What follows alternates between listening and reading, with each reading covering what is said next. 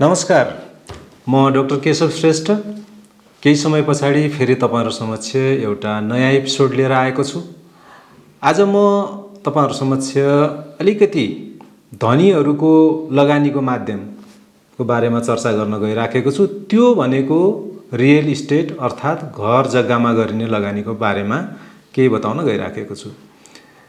हामी सबैलाई थाहा छ बेसिक नीड्स खाना, नाना र छाना अर्थात् घाँस, बास, कपास यो तीन चीजहरु हामीलाई नभई हुँदैन। यो हामी सबैले बुझेको कुरा हो।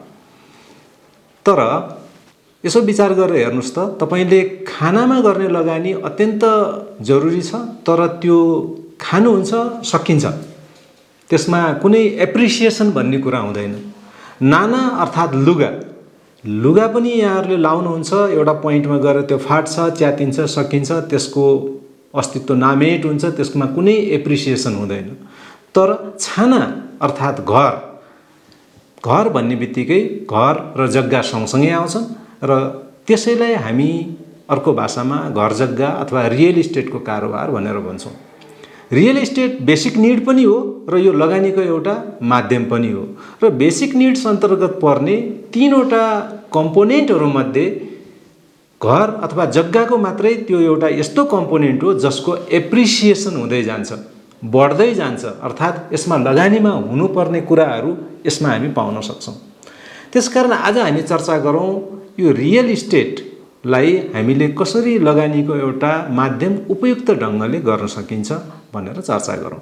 यो एपिसोडमा म यहाँहरुलाई रियल इस्टेटका केही फिचरहरु, हुन त हामी धेरैले बुझि नै राखेको कुरा हो, तैपनि यसलाई एउटा समग्र ढंगले एकचोटी हेर्ने प्रयास गरौं। रियल इस्टेट कस्तो खालको लगानी हो र यसका के फिचर्सहरु, गुणहरु के छन् भनेर पहिला बुझ्ने प्रयास गरौं। त्यसपछि साच्चीकै एउटा स्मार्ट तरिकाले रियल इस्टेटमा कसरी काम गर्नुपर्छ भन्ने विषयमा हामी फेरि पनि चर्चा गरौँला। आउनुस् है त रियल इस्टेटको लगानीको फिचरहरुको बारेमा कुरा गरौं। यसका मैले 5 वटा फिचरहरु आज तपाईहरुलाई बताउन गइराखेको छु। रियल इस्टेटमा एउटा फिचर हुन्छ इन्स्ट्यान्ट इक्विटी।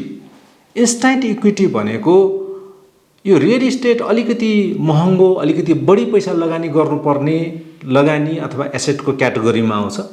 त्यसकारणले गर्दाखेरि यो जहिले पनि, जसले पनि, जतिखेर पनि किनबेच गरी राख्ने खालको एसेट क्लास होइन र यो जसलाई बेच्नु परेको छ स्थिर सम्पत्ति, यो फेरि त्यति चाँडो बिक्री पनि हुँदैन। त्यसकारणले गर्दा जसलाई अफरझट परेको छ, चोट्टे परेको छ भन्छन् नि हैन, त्यस्तो मान्छेले चाहिँ घटेर पनि दिन सक्छ, कहिलेकाहीँ लसमा पनि दिन सक्छ। जस्तो उदाहरणको लागि कोही मान्छेलाई औषधि उपचार अथवा अन्य कुनै कारणले गर्दा ज्यादै गाह्रो परेको छ भने उसले तपाईलाई 1 करोड रुपैयाँ पर्ने रियल इस्टेट हुन सक्छ 70-80 लाखमै पनि उसले छोड्न सक्छ। त यो त्यसको रियल भ्यालु, बजार भ्यालु थियो 1 करोड रुपैयाँ, तपाईले पाउनुभयो 70 लाखमा भने 30 लाख रुपैयाँ त तपाईलाई तुरुन्तै नाफा भइसक्यो, किनकि तपाईले भोलि सहज परिस्थितिमा बेच्दा त त्यसको तपाईले 1 करोड नै पाउनुहुन्छ। यस्तो तुरुन्तै अरूको बाध्यताको कारणले गर्दा हामीलाई फाइदा भइराखेको छ भने त्यसलाई हामी इन्स्ट्यान्ट इक्विटी भनेर भन्छौं। यो अघि मैले भनेको केसमा चाहिँ 30 लाख रुपैयाँ चाहिँ इन्स्ट्यान्ट इक्विटी भइसक्यो। अर्को रियल इस्टेटको यो गुण भनेको यसबाट जहिले पनि हामी स्मार्ट तरिकाले काम गर्यौं भने पोजिटिभ क्याश फ्लो बनाउन सकिन्छ। हामीले चाहे जग्गाको टुक्रा किनौं अथवा कुनै घर किनौं, त्यसबाट तपाईले केही न केही उपार्जन गरिराख्न सक्नुहुन्छ। जस्तो जग्गा छ भने तपाईले त्यसलाई सिम्पल हिसाबले भाडामा पनि दिन सक्नुहुन्छ, अथवा त्यसमा केही खेतीपाती गर्न सक्नुहुन्छ, अथवा चाहिँ त्यसलाई कुनै स्ट्रक्चरहरु बनाएर अरु व्यवसायको काममा पनि लगाउन सक्नुहुन्छ। त्यसबाट तपाईलाई केही न केही चाहिँ आर्थिक उपार्जन हुन्छ, जसलाई हामी पोजिटिभ क्याश फ्लो भनेर भन्ने गर्छौं। अथवा घर किन्नु भएको छ भने तपाईले रेन्ट आउट गर्न सक्नुहुन्छ। हुन त नेपाल जस्तो देश जहाँ चाहिँ रियल इस्टेट अलिकति महँगो एसेट क्लास मानिन्छ, कहिले पनि यो ब्याज यसले धान्न सक्छ, धान्ने गरी पोजिटिभ क्याश फ्लो हुँदैन भन्ने गरिएको छ, जुन चाहिँ सही पनि हो। तर त्यो नेपाल जस्तो देशमा मात्रै पनि हो, अरु देशहरुमा हेर्नुभयो भने ब्याज मात्रै हैन, तपाईको सम्म पनि तिर्नलाई मद्दत पुग्ने गरी पोजिटिभ क्यास फ्लोहरू पाउने गर्छ।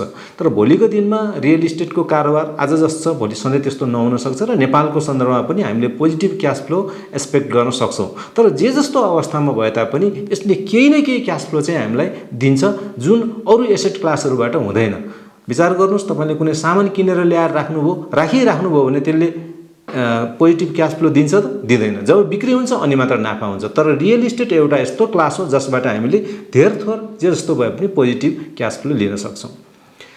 तेस्रो रियल इस्टेटको महत्त्वपूर्ण गुण भनेको यसमा फोर्स्ड एप्रिसिएसन गर्न सकिन्छ यसको मूल्यमा। त्यो भनेको के हो भने सरल भाषामा भन्दाखेरि तपाईँले कुनै जग्गा लिनुभयो, खाल्डाखुल्डी परेको जग्गा थियो, तर तपाईँले त्यसलाई थोरै पैसा लगानी गरेर माटो पटाएर राख्नुभयो।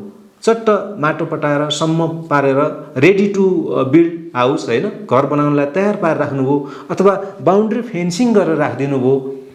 त्यो तपाईँको लागि हेर्दाखेरि आवश्यकता हो, तर लगानीको लागि हेर्दाखेरि त्यसले तपाईँको रियल इस्टेटको भ्यालु बढाइराखेको हुन्छ। यसलाई हामी फोर्स्ड एप्रिसिएसन भनेर भन्ने गर्छौँ। गर्न हामीलाई गर्नैपर्छ। त्यो गरेन भने तपाईँको जग्गा राम्रोसँग बस्न सक्दैन। तपाईँले गर्नुभयो भने त्यसको भ्यालु तपाईँले गरेको लगानीको तुलनामा अझ बढी त्यसले भ्यालु ब्याक दिन्छ। यसलाई हामी फोर्स एप्रिसिएसन भन्छौँ। घरको केसमा पनि त्यस्तै हुन्छ।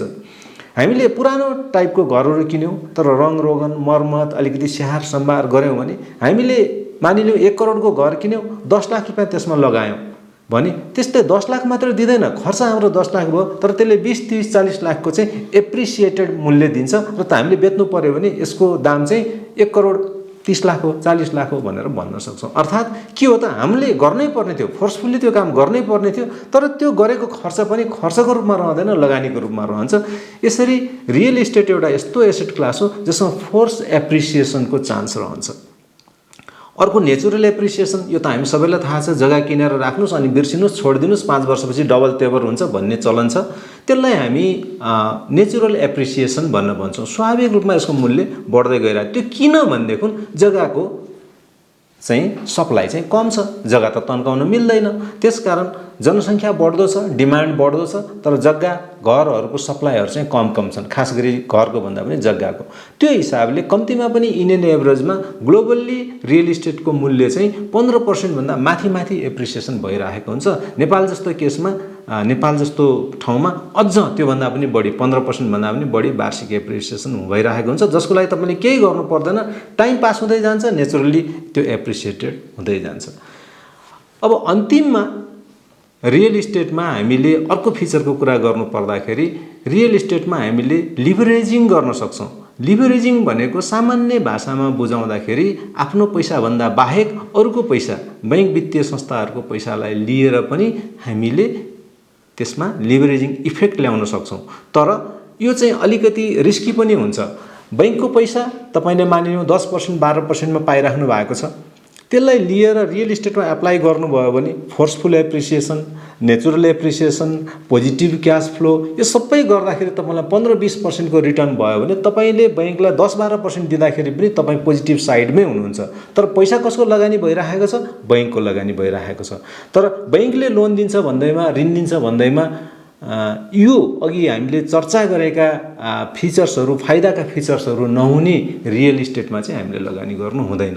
तर तपाईले राम्रो रियल इस्टेटको प्लानिङ गर्न सक्नुभयो, राम्रोसँग त्यसलाई एनालाइसिस गर्नुभएको छ भनेदेखि चाहिँ लिभरेजिङ इफेक्ट पनि यहाँले ल्याउन सक्नुहुन्छ, जसले गर्दाखेरि थोरै पैसा हामीले बैंकलाई पे गर्छौं, तर त्यसबाट उसको पैसाबाट धेरै एप्रिसिएसन गरेर हामीले फाइदा लिन सक्छौं। यी 5 वटा अत्यन्त महत्त्वपूर्ण फिचरहरू हुन् रियल इस्टेट बिजनेसका, र हामीले यसलाई स्मार्ट तरिकाले युज गर्न सक्यौं भने धेरै पैसा नभए पनि लिभरेजिङबाट पनि हामीले रियल इस्टेटमा केही न केही काम गर्न सक्छौं। आजको एपिसोडलाई यति नै राखौं। आउँदो एपिसोडमा हामीले यो रियल इस्टेटलाई प्र्याक्टिकल्ली हामीले कसरी बढीभन्दा बढी वेल्थ क्रिएसन गर्ने, वेल्थ म्याक्सिमाइजेसन गर्ने टुलको रूपमा कसरी लिन सक्छौं भन्ने प्र्याक्टिकल एक्जाम्पल सहित म आउनेछु। आजलाई यसको चर्चा मैले यतिमै बन्द गर्न चाहे। हस्, धन्यवाद सबैलाई, नमस्कार।